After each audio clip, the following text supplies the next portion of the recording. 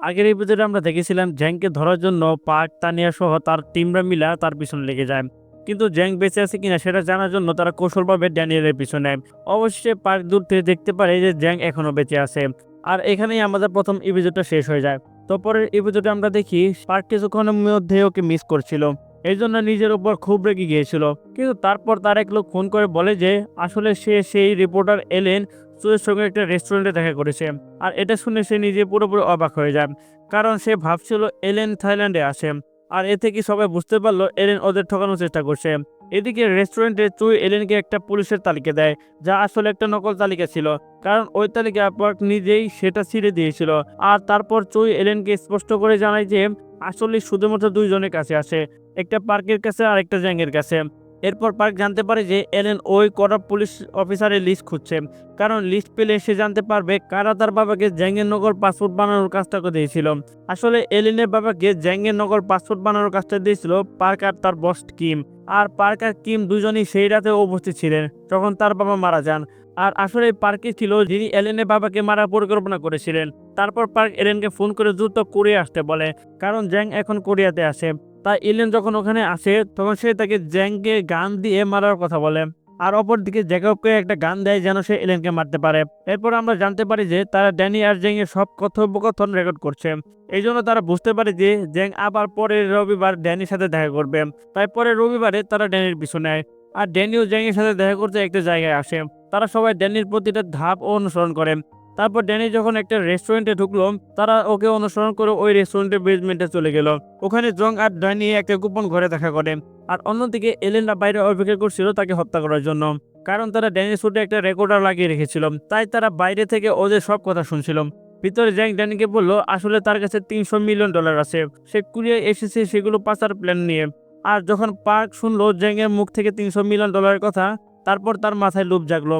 আর সে পরিকল্পনা করলো জ্যাংয়ের কাছ থেকে ওই টাকা ছিনিয়ে নেওয়ার। এই জন্য সে এলেনকে মিশন থেকে সরে যেতে বলল। কিন্তু এলেন মিশন এড়াতে রাজি ছিল না, কারণ তার টাকার সাথে তার কোনো সম্পর্ক ছিল না। সে কোনোভাবেই জ্যাংকে মারতে চেয়েছিল। এই জন্য পার্ক বাধ্য হয়ে জ্যাঙ্কবকে দিয়ে এলেনকে মারার কথা ভাবছিল। আর মিউজিকের সাহায্যে জ্যাঙ্কব এলেনকে মারধর করলো এবং ওকে ওখান থেকে নিয়ে গেল। এরপর পার্ক সরাসরি কাউন্সিলরের কাছে গেল আর তার সাথে একটা চুক্তি করলো। সে তাকে বলল যে যদি আমরা জ্যাং থেকে $300 মিলিয়ন পেতে পারি, তাহলে তুমি ওই টাকা তোমার নির্বাচনী প্রচারণার সাহায্যে ব্যবহার করতে পারো। তুমি প্রেসিডেন্ট হলে আমাকে জেলা প্রধানের পদে উন্নতি করবে। আসলে সে এমন একটা পদ চাচ্ছিল যার মাধ্যমে সে অনেক টাকা ঘুষ নিতে পারত। এই জন্য কাউন্সিলর শেষ পর্যন্ত তার কথায় রাজি হলো। তারপর পার্ক এলেনের সাথে দেখা করতে আসলো আর বলল আগে আমরা তার থেকে টাকা নিব, তারপর তাকে হত্যা করব। কিন্তু এলেন এই পরিকল্পনায় রাজি ছিল না, তাই সে একাই জেনকে মারার জন্য বেরিয়ে গেল।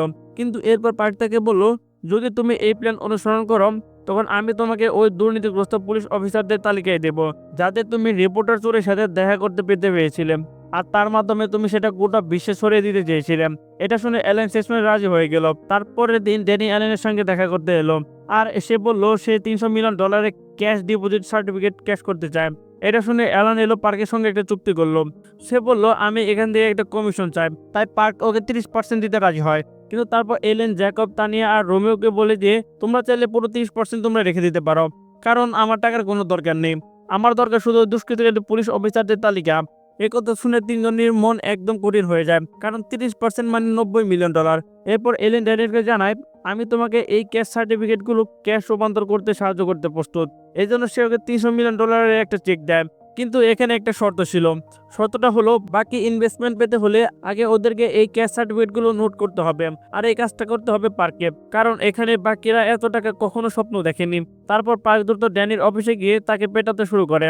এতে ড্যানি আরো বেশি ভয় পায়। তাই সে দ্রুত বাকি ক্যাশ বুকগুলো নোট করার জন্য রাজি হয়ে যায়। আর এই সাফল্যের জন্য পার্ক এলেনকে একটা ছোট তালিকা দেয় দুর্নীতিগ্রস্ত পুলিশের নামে। সেখানে ছিল শুধু তার ছোটখাটো পুলিশের নাম।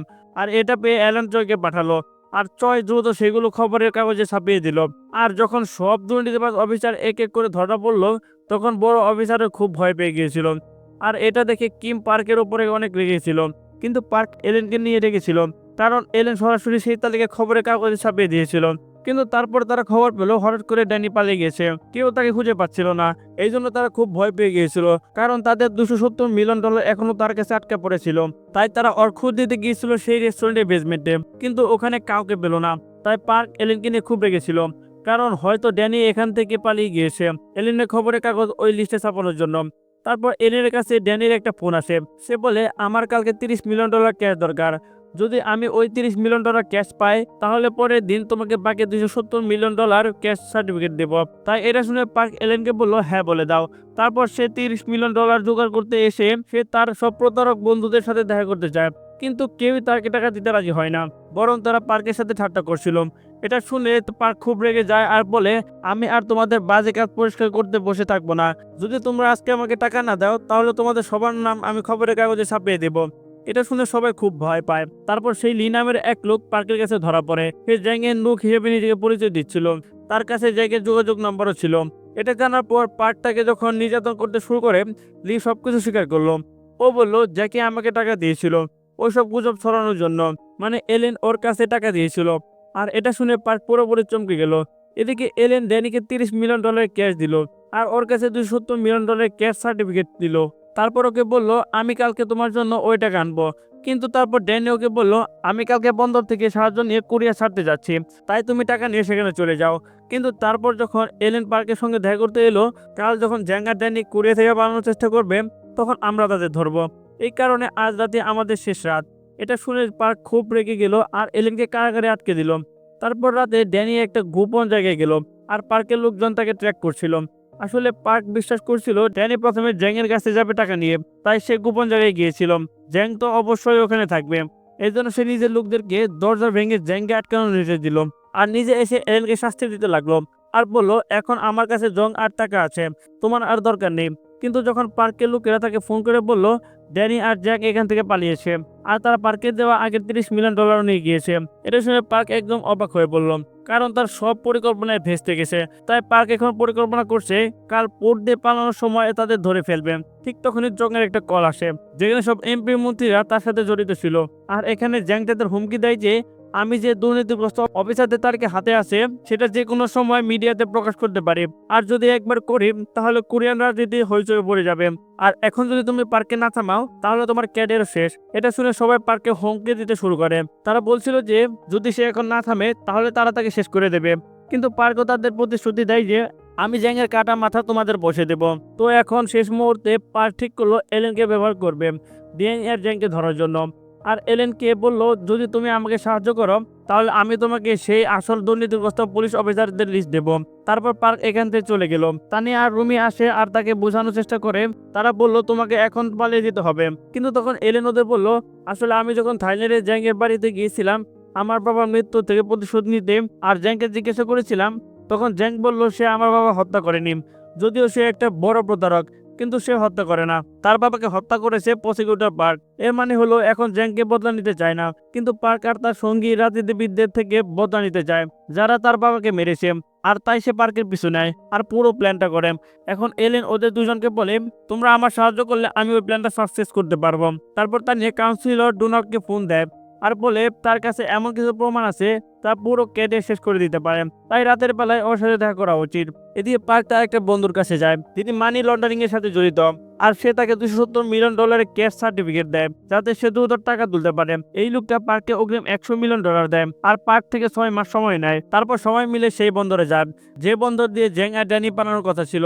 সেখানে এলেন ড্যানিরকে ফোন করে বলে এখানে তোমার জন্য $270 মিলিয়ন ক্যাশ আছে, রাতের বেলা আমার সাথে মিট করো আর নিয়ে যাও।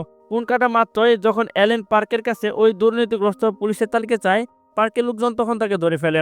এরপর এলেন তাদের হুমকি দেয় আর বলে যে আমার কাছে সব প্রমাণ আছে আর আমি জানি তুমিও জ্যাংয়ের সাথে ওই প্রতারণায় জড়িত ছিলেন, তোমরা দুজনই মানুষকে ঠকিয়ে ধনী হয়েছ। কিন্তু তারপর পার্ক বলে আমি তোমার কাছ থেকে সব প্রমাণ জ্যাকবকে সাহায্যে বের করে আনবো। মানে আমরা জানতে পারি জ্যাকব পার্কের সঙ্গে ছিল, আর যেহেতু তানিয়া আর রুমি এলেনের সঙ্গে ছিল তাই ওই তিনজনকে গ্রেফতার করে আনা হয়। এরপর পার্কের সেই বন্ধুটি ফোন করে বলে তুমি যেসব ক্যাশ সার্টিফিকেট এনক্যাশ করার জন্য দিয়েছিলে সেগুলো সব নকল। আর এটা শুনে পার্ক সম্পূর্ণ স্তব্ধ হয়ে যায়, কারণ সে $30 মিলিয়ন হারিয়েছে কিন্তু তার বদলে সে তো কাগজটাই পেয়েছে। সেই কারণে মানি লন্ডারে তার অগ্রিম টাকা ফেরত চাইছে, না হলে তাকে মারার হুমকি দিচ্ছে।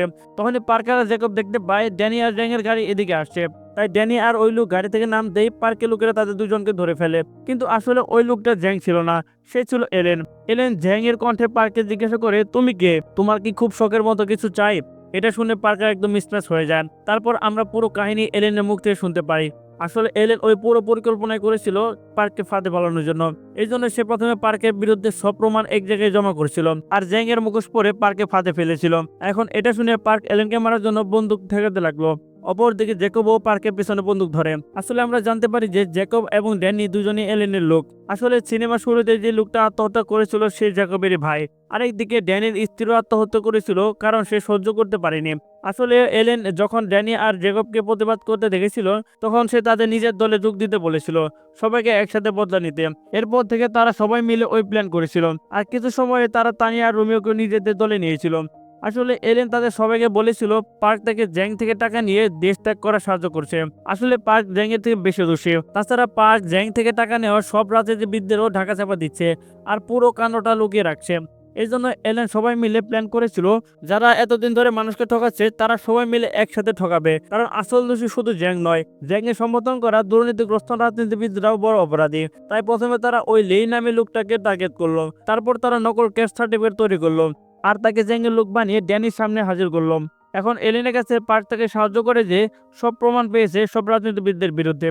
আর এগুলো দেখে পার্ক এলেনকে বলে, আমি একাই তোমার বাবাকে মারিনি, তোমার বাবার মৃত্যুর পিছনে অনেক বড় বড় রাজনীতিবিদ ছিল যারা মিডিয়ার নিয়ন্ত্রণ করে। তারপর পার্ক তাকে বলে, যদি তুমি আমার কাছে সব প্রমাণ দাও আমি ওই সব রাজনীতিবিদদের সহজে জেলে পাঠিয়ে দেব। কিন্তু এখন তানিয়া যেসব রাজনীতিবিদদের নিয়ে এসেছে তারা সবাই এখানে এসে পড়ে। আসলে তারা বুঝতে পেরেছে পার্ক তাদের বলি দিয়ে নিজেকে বাঁচাতে চাইছে, তাই সবাই মিলে পার্ককে মারতে শুরু করলো। আর তারপর কাউন্সিলর ট্রাম্প এলেনের সামনে হাঁটু কেটে বসে তার কাছে ক্ষমা চাইতে থাকে আর তাকে অনুরোধ করে যেন তাকে মেরে না ফেলে। কিন্তু ওই সময় পুলিশ আর মিডিয়া গাড়ি এসে পৌঁছায়, সবাইকে গ্রেফতার করে। তারপর রিপোর্টার চীনের কাছে বলে, তোমার লাইভ স্ট্রিমিং প্রমাণে পুরো মিডিয়া ছড়িয়ে গেছে। এটা শুনে পার্ক এলেনকে বিভ্রান্ত চোখে তাকালে এলেন তাকে সিসিটিভি ক্যামেরা দেখায়। আসলে এই ক্যামেরার সাহায্যে সব নেতাদের খারাপ কাজ দেশের মানুষের সামনে লাইভ স্ট্রিমিং করে দেখানো হয়েছে। অর্থাৎ আরেকটা ঠকবাজ সেসব ঠকানো চক্রকে ঠকিয়ে ফাঁদে ফেলে দিল। তাই কয়েক মাস পর এলেন কারাগার থেকে মুক্তি পেল আর সে তার বাবার অফিসে গেল। এরপর তার টিমের সবাই এখানে জমায়েত হলো আর এখানে দেখা যাচ্ছে পার্ক থেকে তারা $30 মিলিয়ন প্রতারণা করে নিয়েছে। আর এখানে সেই মামলায় ধরা পড়া সব মানুষের ছবি আছে, কিন্তু এখনো একটা মানুষের ধরা পড়েনি, সেটা হলো চালাক ঝ্যাং। এই জন্য এলেনের টিম তাকে বললো, তোমরা এই প্রতারণার মাস্টারমাইন্ডকে কাজে লাগাও, জ্যাংকে ধরার জন্য নতুন একটা প্ল্যান বানাও। আর এটা শুনে এলেন একটু হেসে ওঠে আর এমন একটা মজার সিন দিয়ে আমাদের মুভিটা শেষ হয়ে যায়। তো কেমন লাগলো আমাদের মুভিটা? যদি ভালো লেগে থাকে তাহলে অবশ্যই একটা সাবস্ক্রাইব করে দিবেন আর কমেন্ট করে জানাবেন আপনার প্রিয় মতামত। আর নতুন একটা মুভি খুব শীঘ্রই চলে আসবে। সে পর্যন্ত সবাই ভালো থাকবেন, সুস্থ থাকবেন। আল্লাহ হাফেজ।